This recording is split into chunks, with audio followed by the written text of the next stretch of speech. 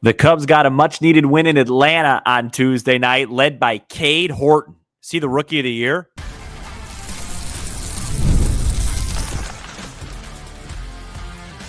You are Locked On Cubs, your daily Chicago Cubs podcast. Part of the Locked On Podcast Network, your team every day. You are Locked On Cubs, part of the Locked On Podcast Network, your team every day. I'm Sam Over. I'm a lifelong fan, taking my passion into a discussion with you. Feels good to do the point on all things Cubs. Today's episode is brought to you by Game Time. Download the Game Time app, create an account, and use code LOCKEDONMLB for $20 off your first purchase. We talk about the Cubs' victory in Atlanta on Tuesday night. Update you with Kyle Tucker going to the injured list. What a weird situation that is. Moises Ballesteros is up. I'm going to talk about my favorite Cubs teams of all time. Give you a top five of my lifetime, because we've been talking a lot about this team and, you know, if they're likable, if they're not, and whatnot. But we got to start with Cade Horton. And you know, we've talked a lot about him, deservedly so at this point, but it's becoming now like the biggest story of the season, if you will. And I got to tell you, I'm pleasantly surprised. And that's not to say that I didn't think he was going to be good. But this level, I mean, I thought he did a nice job heading into the All-Star break. And the biggest difference pre-All-Star break and post-All-Star break is he's getting strikeouts. Now, he didn't get a whole lot tonight, but he's dominating these games. And this is a lineup that he dominated that, you know, I know they're not a great team, but Profar, Olsen, Albies, Baldwin, Kim, Harris, Acuna, these are all accomplished professional hitters that are very dangerous. And not only did he dominate them tonight, he dominated them last week. He dominated them twice in a week. You look at the lineup that he faced today, and you look at, let's say, the Padres lineup. It's not a huge difference in talent. You know what I mean? I mean, this guy is performing at a level, dare I say, having a stretch that we haven't seen in quite some time. I mean, a 0.84 ERA in the second half. Let me read you. This is a tweet from Marquis. His earned runs, his last 10 outings, starting from tonight and then going backwards. 1 earned run, 0 earned runs, 2 earned runs. That was at Coors Field. 0 earned runs, 1 earned run, 1 earned run, 0, 0, 0, 0. I mean, this is like Bob Gibson-y, Jake Arrieta-y type stuff. And Counsell hinted before the game that he was going to get a chance to, you know, extend himself a little bit because the Cubs have some off days that they could work around. So he got up to 87 pitches today. And with the way he's pitching and the way that he's attacking, that's plenty. You know, it's almost like, in a way, this pitch limit has actually helped him, because it's really put him in bulldog attack mode. Again, I'm really picky with this stuff, because my biggest pet peeve among starting pitchers is when, you know, there's a guy on second, guy on third, you give up an 0-2 pitch right down the middle for a hit. And, you know, mistakes happen, but, you know, the ones that are intentionally strikes, like I always like to go for strikeouts when there's runners in scoring position and you have 2 strikes, because if you put the ball in play in those spots, you're just leaving it up to a random, you know, sort of BABIP situation that could not go your way. But, you know, this style of pitching is really working right now for Cade. And it's really impressive. It's just been really impressive to watch. And, you know, it's just so unique. Baseball is just such a weird game, because what got him here, I've talked about this a lot, is that sweeping slider. That has been his third best pitch. It's been that fastball with the cut action going into lefties. That's been great. And then compiled with that changeup That's been his major swing and miss pitch, and then the slider to go along with it. And it's a really dangerous repertoire. And I mean, it's a serious story. And I think, as far as the rookie of the year goes, I think as of right now, he's the rookie of the year. Those things are so, tough to predict, because if he goes out his next outing, gives up 5 earned, because he's a pitcher and he only pitches once a week, and that will mess with his numbers, he probably wouldn't win it. But as of right now, September 9th, as I'm recording this, he's the rookie of the year. So question now. I mean, it's between Baldwin and the guy from, I'm blanking right now, and it's going to bother me. The guy from Milwaukee. Now I have to get his name, because it's embarrassing that I'm forgetting his name, but I'll get that in a second. It's between those two guys, but I just think, between those 3 guys, but I just think, with the way Cade is performing, it's got to be Cade. Isaac Collins, that's what I'm thinking of. It has to be Cade. Cade is having the most impact. Now Collins has had a ton of impact on a really great team, but Cade is kind of carrying the Cubs along with Matt Shaw in the second half of the season. And who is the guy that we're going to talk about a little bit in the second half here is, who's the guy that had the big hit late? Matt Shaw. Like, those 2 guys, if you're looking for a reason, I know that this has been a challenging 3 months and a really, average slate of baseball for a while now.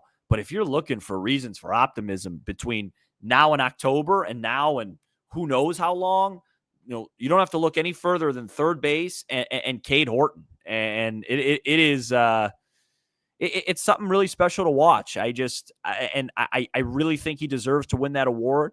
Pitchers don't typically win that award, so you have to really dominate. I'm trying to think just off the top of my head, we're September 9th. How many starts does he have left the rest of the year? My guess would be, 2, 3-ish. You know what I mean? Maybe probably 3 is the number. I think if it were up to the Cubs, they'd like to avoid having to make 4 more starts, just because, that means they'd be in like a real desperate situation for the home field. I think they want to be really careful.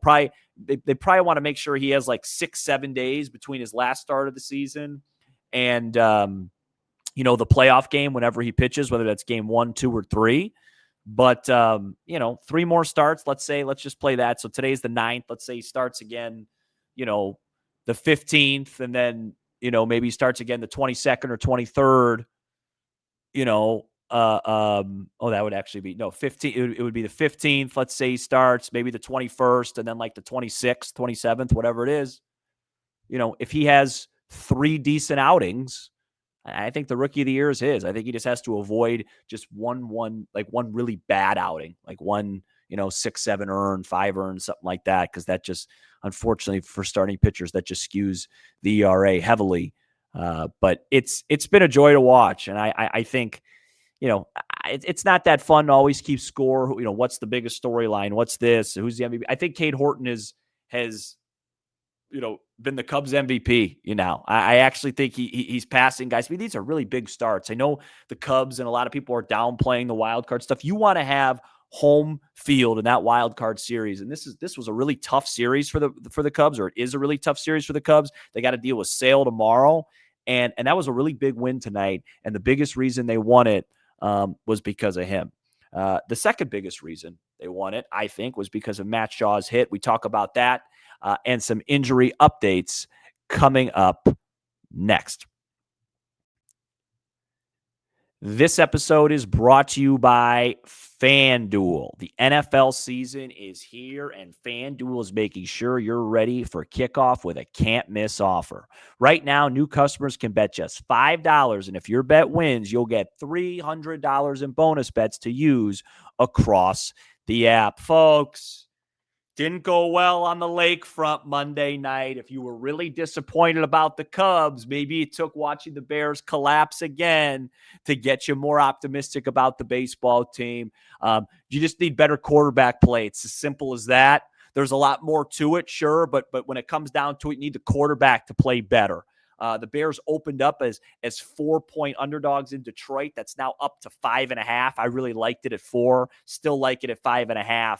for the Lions, that is, because it just wasn't good enough from the Bears once again. So are you ready to play? Download the FanDuel app now by visiting FanDuel.com to get started. That's FanDuel.com to place your first $5 bet.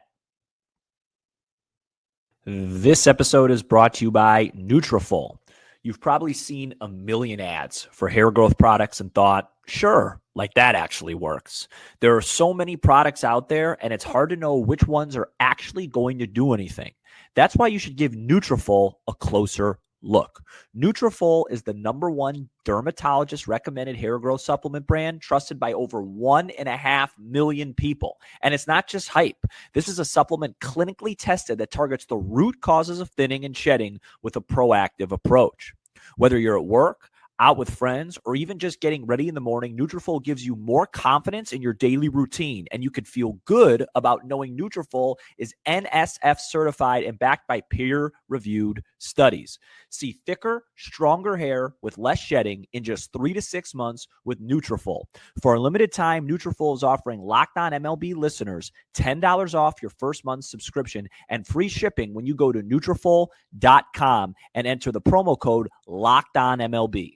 That's Nutrafol.com, promo code LOCKEDONMLB.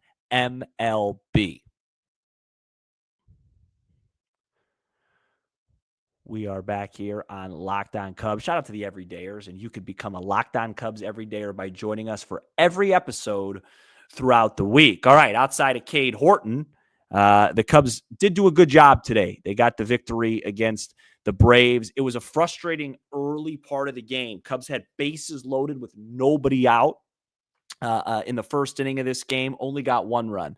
Then they got a bloop single from PCA to make it 2-0, and then loaded the bases with 1 out, only to not score after that. And it just felt like, they're doing that thing where they don't score when they should. They don't blow the game open when they should. And then it's going to come back to bite them late in the game. But then in the 8th inning, they finally put up a crooked number. They got a bunch of walks. And then Matt Shaw, who's been struggling to be honest, a little bit offensively over the past, I don't know, let's just say the month of September, which is, only, 5, 6 games, 7 games. But he got the big hit. Base hit up the middle, and that was that. We always talk about that on this show, Matt and I. That hit where you go, okay, they're going to win this game, and that hit is so crucial. Sometimes it comes in the 1st, sometimes it comes into the 5th, sometimes it comes in the 8th, and today it came in the 8th, and it was a big one, and just really cool to see in some ways, the rookies leading the way, but also a little bit like, come on, guys, how much more can we ask out of Shaw? How much more can we ask out of Cade? How much more can we ask out of Matthew Boyd? How much more can we ask out of Shota Imanaga? Where's Bush? Where's Seiya? It was a good day for Pete. He had a sac fly on a pitch I actually thought he should have done more damage with. He had a bloop single. And then he walked, got hit by a pitch, stole a couple bases, and then his best swing was an out. Hit a ball about 385 feet the other way. Thought off the bat it was gone. Probably would have been gone at Wrigley because it would have been right into that left center field basket area there. But that was a really good sign because I'm just looking for Pete to drive the baseball again. I'm just looking for Michael Bush to drive the baseball again. I'm just looking for Seiya Suzuki to drive the baseball in the air again. You look at the box scores. Well, hey, Sam Seiya went 1 for 3 with a walk, or 1 for 4 with a walk. Yeah, his one hit was, it was a little accidental broken bat hit. He had a ball 1 foot off the mound. It's just not good enough. And let's transition. This is a perfect transition, a perfect segue, if you will, to the Kyle Tucker news. It became official on Tuesday before the game that Kyle Tucker's going to the injured list. Moises Ballesteros is up. And I don't understand why he didn't play on Tuesday night. Why do we have to continue watching Willie Castro hit? He's not hitting right-handed pitching. His OPS is in the 6s against right-handed pitching. Why can't Ballesteros DH and Seiya play the outfield? Or what we've been suggesting now for almost 2 weeks on this show, let's give Seiya a 3-day breather, a 3-game breather. We've seen this work in the past, right? We've seen it work with Tucker. We saw it work a little bit with Pete. Last year, we saw it work with Hap. Guess what? In 2023, it actually worked with Seiya when David Ross sat him for a few days, and then Seiya got really hot at the end of the year. Please, Craig, I'm begging you.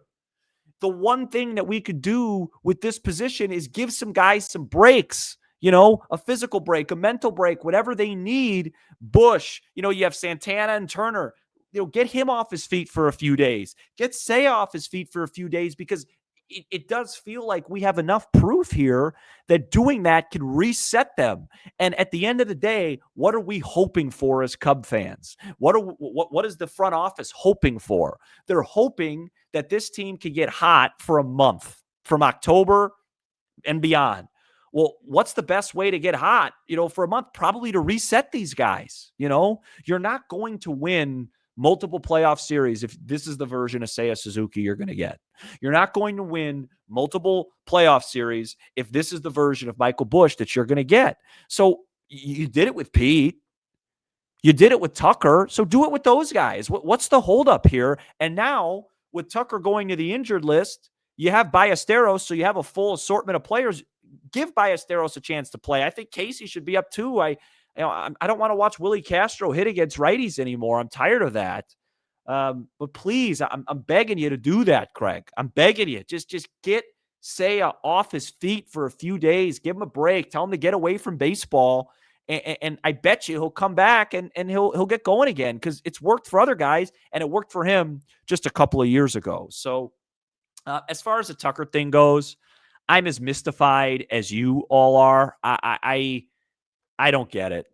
It was a week ago today. It was Tuesday where he got injured. They could have IL'd him. Then I don't know why they had to wait a week. The reporting of it, he's getting better. He's available. Well, guess what? Like, he wasn't available on Monday night. And, would they have won the game if Ballesteros came in and pinch hit? No, but they would have had a better chance than what they ran out there. It's hard for me to complain about it, because I don't know how the other teams in the league are with this, but it just feels like the Cubs really struggle when it comes to injuries. The reporting of it, the communication, when they IL, it just always feels with this organization, since I've covered this, since we've had this show, everything's always just a few steps late. It's not even one step late or a half a step late. It's a few steps late. And this one was no different. And you'd think, because of everything you went through with Tucker with the hand situation, they would really be on it and make sure that, that they IL'd him earlier, but they didn't.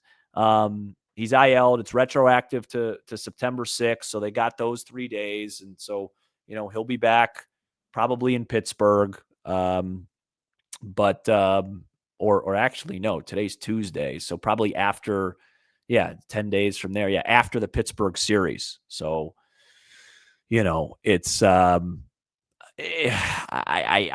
wish I had a better explanation for you guys. I don't know. So today's, I just want to make sure I have my math right. So retroactive to the 6th. So he could come back. He could come back 16th, 17th in Pittsburgh, or wait and come back for that 4-game series in Cincinnati. But I don't understand it. You know what I mean? I don't understand it, and I never understand it. So, hopefully the injury's not worse. Hopefully he didn't re-aggravate it, or there's anything, worse going on than we think, because as we know, we've said on this show many of times, we need a healthy Kyle Tucker to make a deep run. But in the meantime, I would love for Moises Ballesteros to get a chance to play. I mean, haven't we seen enough of Willie Castro against righties? Haven't we seen enough of Seiya recently to hear, especially versus righties, to get some time? I don't know why Ballesteros didn't play. I know he was there, so just really odd to me. But at least it was all odd in a win, and the Cubs needed this win. The Cubs now have a total of 82 wins, 8 wins away from 90. We've talked a lot about this being such a weird season. I want to talk about my favorite Cub teams of all time. And you'd be surprised that a few of them actually had less than 90 wins. We talk about that coming up next. This episode is brought to you by Game Time. There's nothing like catching a baseball game live. The energy, the crowd, the chance to see your team in person. But actually getting tickets, that's the tough part. Queues, login screens, surprise fees, it takes all the fun out of it. That's why I use Game Time, the app that gives the advantage back to fans. Game Time is fast, easy, and backed by the Game Time guarantee. You always get 100% authentic tickets delivered on time and at the best price. Plus, all fees are included, so the price you see is the price you pay. I've used Game Time for every Cub game that I've been to. It's the best. You get tickets right away. You could literally wait up to first pitch. The prices go down. Fees are included. Know your total up front with no surprise fees at checkout. So download the Game Time app, create an account, and use code LOCKEDONMLB for $20 off your first purchase. Terms apply. Again, that's promo code LOCKEDOMLB for $20 off. Swipe, tap, ticket, go. Download Game Time today. We are back here on Locked on Cubs. Just to finish off the Tucker thing. By the way, make sure you're subscribed to Locked on Cubs. That way you don't miss any of the great Cubs content we've got to you. That includes the Cubs postcast with Joe George live after the final out of every game. The Cubs did say that they're hopeful that Kyle Tucker will require a minimum stint on the injured list. I just want to follow up on that. It just doesn't make sense to me. Because if you're hopeful that it was going to be a minimum stint now, why did we wait this long? It just is really weird. I mean, the quote from Counsell was, quote, "At this point, I don't know," in regards to the minimum stint. "I'm hopeful, but I think I was wrong in terms of avoiding the IL. We just have to get to a point where he's not symptomatic and not feeling it, doing baseball activities." I just want to follow up on that. How many times are we going to be, hey, we were wrong with that injury, we were wrong with this? It's just really hard to believe anything you hear, because it just seems like this injury was a lot more serious than we thought, because we're now on, this is day 7 of it, right? And they still don't know. They're hoping that it's a minimum stay on the injured list. So, it was day to day. Whatever. I've said it a bunch. It's just very confusing. Anyways, on to a lighter note. I want to talk about some of my favorite Cubs teams of all time. My guess is this Cubs team is going to be like 90-72, 91-71, maybe 92 wins. And so it got me thinking, like, would this team at all be in my top 5? And the answer, of course, lies in what they do in the postseason, because this is a weird Cubs team, and weird doesn't necessarily mean bad, right? And, I've seen weirder things happen than a 90-win Cubs team that kind of stumbles in. They get the right matchup. You get Cade out there. You get Boyd, Shota. You take 2 of 3 from whoever it is. If you could find a way to have the series at Wrigley, then all of a sudden you're the underdog and you got nothing to lose. You go to Milwaukee, you win that series, and then all of a sudden it's a really fun year, right? So, this year's obviously TBD. Right now it doesn't feel like one of the more fun, great Cubs seasons, but here's what I have. Obviously, number 1 goes without being said.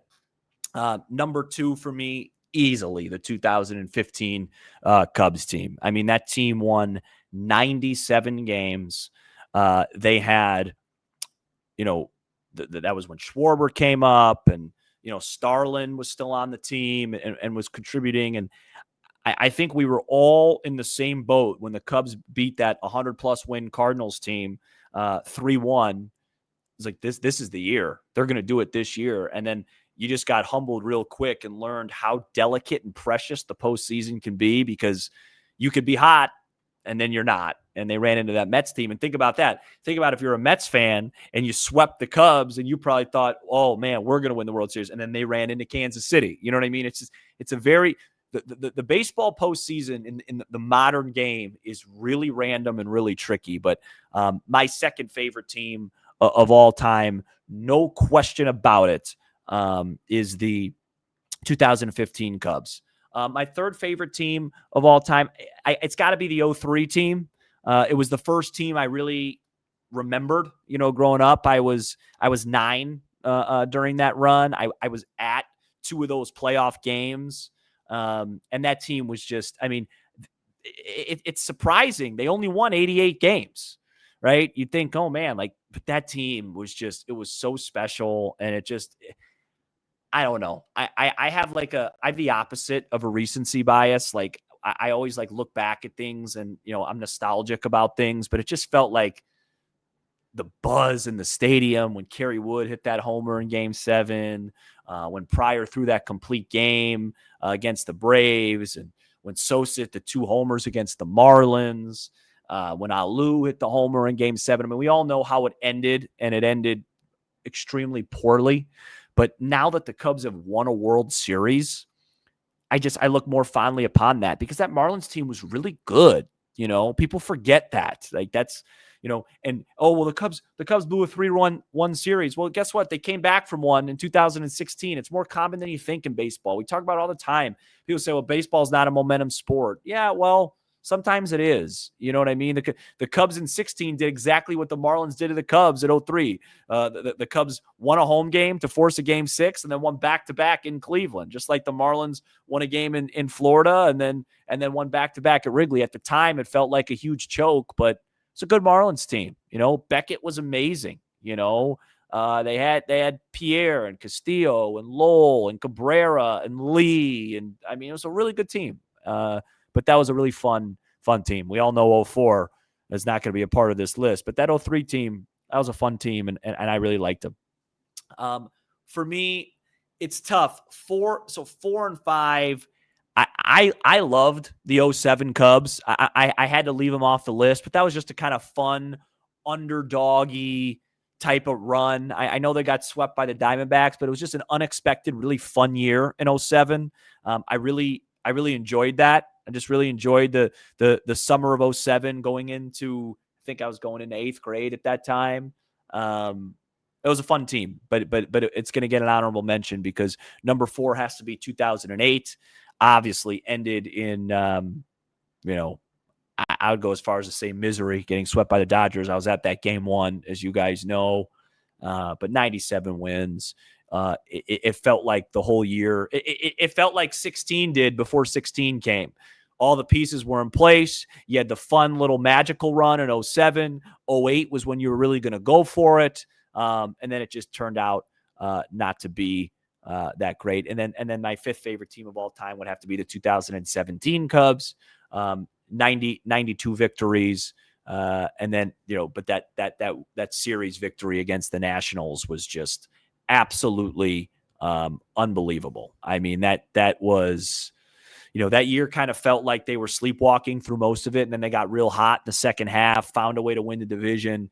I never really thought they were going to beat the Dodgers, but you were just kind of, you were just living, post World Series, it was great. And then they got hot when they won that Nationals series, that Game 5 in DC where Scherzer came in, you had the drop third strike and the Russell double and whatever else it was a really weird inning.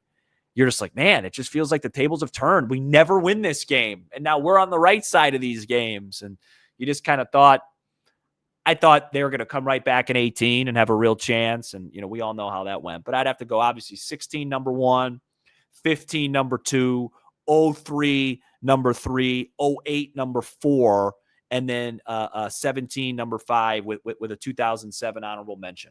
Will the 2025 Cubs make that list? They're going to have to make a run in the postseason. And it probably would have to require winning the wild card series and then winning a divisional series, because this regular season has been, kind of average here for a long time. But, heroes are made in the postseason, so you never know. And, there's still a lot of baseball left to be played. This is Locked On Cubs, part of the Locked On Podcast Network, your team every day. For your second listen, check out the all-new Locked On MLB Game Night. Every game, every night, all season long. Get local analysis on a national scale. Find MLB Game Night on the Locked On MLB channel on YouTube or wherever you listen to your podcast. Have a wonderful evening, a wonderful day, everybody, and hopefully we could take this series from the Braves.